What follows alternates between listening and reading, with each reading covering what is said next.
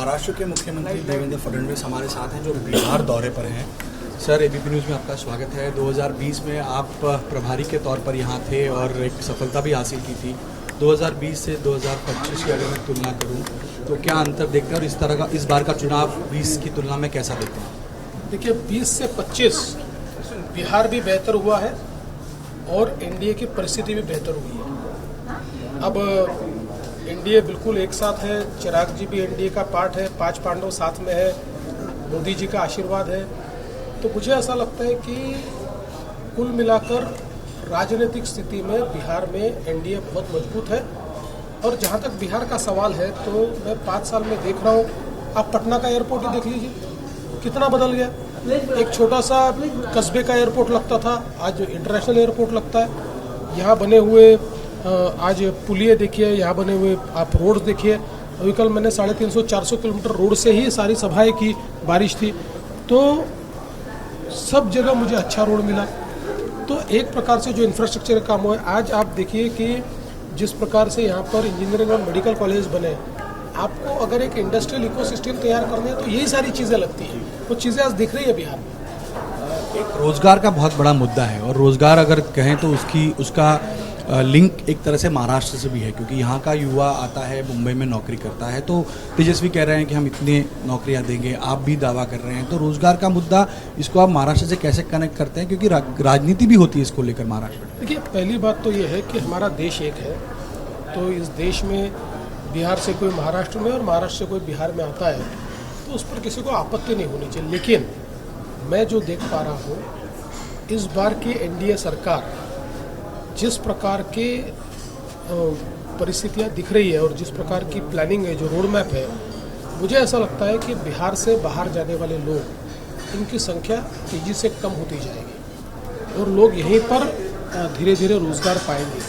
क्योंकि हमने अक्सर देखा है कि मोदी जी ने जो व्यापार है, उद्योग है, उसका कंसंट्रेशन कहीं नहीं होने दिया पूरे देश में। आज बताइए, हमारे यहाँ पर सेमीकंडक्टर आसाम में तैयार होता है। ये कभी किसी ने विचार किया था कि आसाम में सेमीकंडक्टर हो सकता है? लेकिन हो रहा है, मोदी जी है तो मुमकिन है। तो मुझे लगता है कि ऐसा ही अगले 5 वर्षों में बिहार का चित्र बदलने वाला है।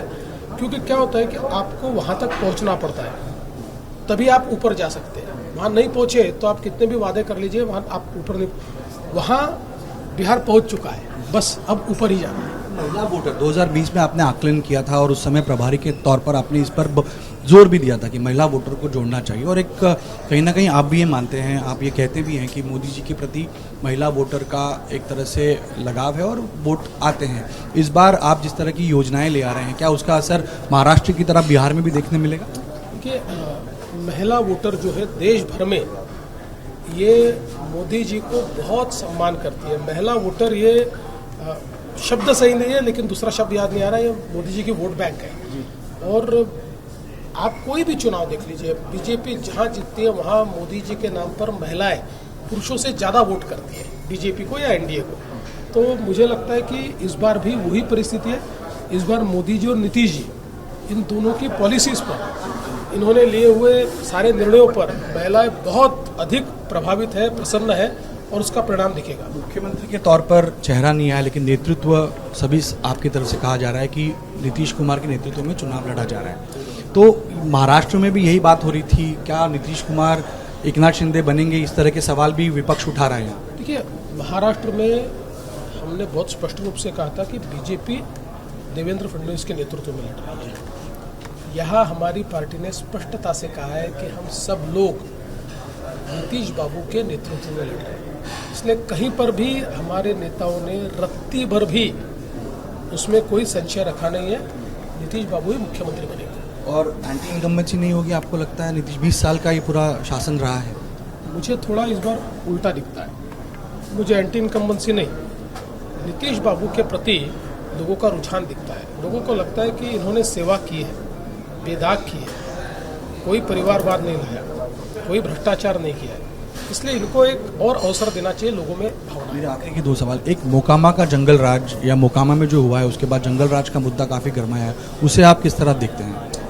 देखिए, सभी लोग ये जानते हैं कि बिहार में किस प्रकार का जंगल राज हमने देखा।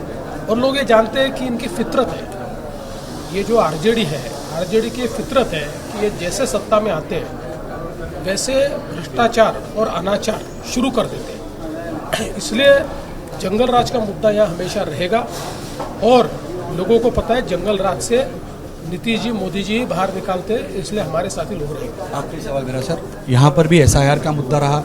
महाराष्ट्र में कल दोनों ठाकरे भाइयों ने और महाविकास आघाड़ी ने एक रैली की और लगातार वो दावा कर रहे हैं कि चुनाव आगे ले जाइए, चुनाव आगे ले जाइए, स्पष्टता लाइए, पारदर्शिता लाइए।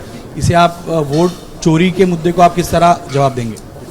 देखिए, जिनकी नोट चोरी बंद हो गई उनको वोट चोरी याद आ रही है, इसलिए मैं बहुत स्पष्टता से कहना चाहता हूँ कि उनको हार सामने दिख रही है। वो जानते हैं कि इस चुनाव में वो जीत नहीं सकते, इसलिए वो चुनाव को प्रभावित करके चुनाव को पोस्टपोन करना चाहते हैं। हमने कभी ये नकारा ही नहीं कि वोटर लिस्ट में प्रॉब्लम नहीं है। हमने भी कई बार बताया कि वोटर लिस्ट में कुछ प्रॉब्लम्स है, कुछ नाम डुप्लीकेट है। सवाल ये उठता है कि आपको ये दिखाना होगा कि जो डुप्लीकेट नाम है उन्होंने दोनों जगह वोटिंग किया है, तब चुनाव प्रभावित हुआ, ऐसा कह सकते हैं। अब हमारे पास तो इनकी कॉन्स्टिट्यूएंसी की ऐसी जानकारियाँ हैं कि उन जानकारियों को अगर हम साझा करेंगे तो इनको जवाब देने नहीं बनेगा। अगर इन्हीं की एनोलॉजी अगर हम वहाँ लगाएंगे तो फिर तो ये सारे वोट चोरी करके जीते हम दिखा सकते हैं और दिखाएंगे भी, जल्दी दिखाएंगे। धन्यवाद सर। तो देवेंद्र फडणवीस यहाँ पर बिहार का दौरा कर रहे हैं, सभाएं कर रहे हैं और एक विश्वास है कि इस बार भाजपा पूरी ताकत और पूरे नंबर्स के साथ सरकार बनाएगी। कैमरामैन दीपेश महाजन के साथ प्रदेश ठाकुर, ABP न्यूज़, बिहार, पटना।